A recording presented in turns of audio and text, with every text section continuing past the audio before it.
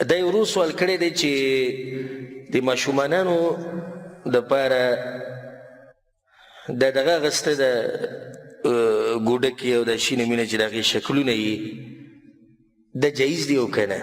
الجواب بالله التوفیق. شیخ ابن عثیمین رحمه الله د هغه نه د تپوس شوی د هغه ډېر قیمتي جواب ورکړی دی او زه د حقه جواب در کوم.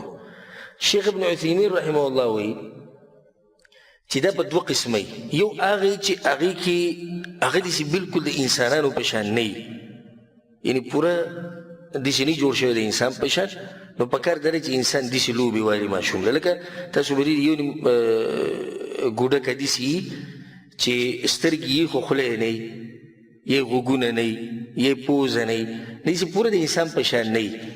یا هسې داسې د مالوچو نه یې ډک کړی دی، که مالوچو نه یې ډک کړی او هسې دوه سترګې ورې تاو کړي، دا قسمه که سړی والي دا به ښایي.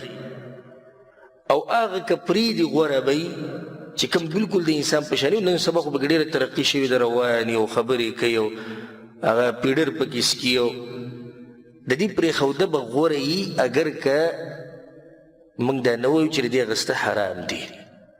ولې ځکه چې په حرامي دلیل نشته. او د ماشومانانو دپاره بعض مسلې خاصي د لویو دپاره خاصي. دا مسله ماشومانانو دپاره ده. که څوک دغه ګوډکې میلي په دې کې څه حرج نشي، خو موږ وایو چې د دې نه غوره دا دی چې ته له هغه واله چې بلکل د انسان په شان نه وي، دا غوره ده. او شیخ ابن عثیمین رحمه الله دا طریقه مو ښوله که سړی واملي نو بیا پکې لږه تبدیلي په خپله راوله، لږې بدل که. خو که یو سړی سوال وکړي چې دا قسمه شیونه د لویو لپاره حرام دي، یو سړی لکه اوس په کور کې د یو انسان مجسمه یې لګولې ده چې د کاڼي نه جوړه د لرګي نه، د لپاره حرام شو. ماشوم لپاره جایز دی. ولې؟ ځکه چې دا ماشوم دا تصویر دا ګوډکه دا شینه مینه د تعظیم دپاره نه اخلي، بلکې ذلیله کوي یې ښه. او دا مشر چې ږدي نو دی د څه دپاره اخلي؟ د تعظیم دپاره اخلي. د دې ماشومانو لپاره چې کله سړی لوبې وایي چې چا ماشومان هغو ته پته 15 منټه بعد خپه په یو ځای کې پرته وي، لاس یې په بل ځای کې پروت وي او سر یې په بل ځای کې پروت وي، نو هغوی څه عزت نه کوي، هېڅ اکرام یې نه کوي. نو د هغو لپاره جایز دی هغه هسې لوبې کوي.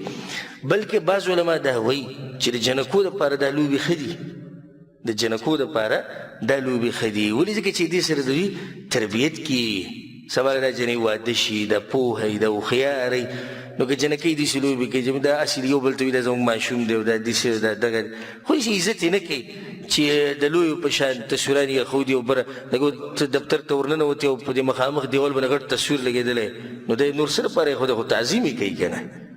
نو ځکه د لویو لپاره دا مسله جدا ده، د ماشومانو لپاره څه ده؟ جدا ده.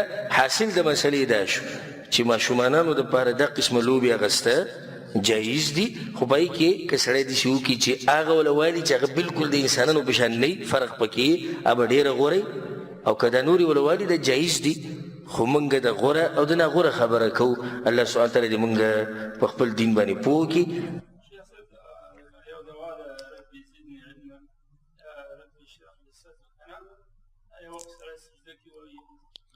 سجده کې خو رسول صلی الله علیه وسلم عامه خبره کړې ده، اما السجود فاکثروا فیه الدعاء. وایي هر چې سجده ده دعاګانې به ډېرې غواړي. اقرب ما یکون العبد من ربه وهو ساجد. په کله چې انسان په سجده کې په دغه وخت کې د بنده چې دی الله ته ډېر نږدې، نو دا یو دعا ده، ښه دعا ده. والله اعلم.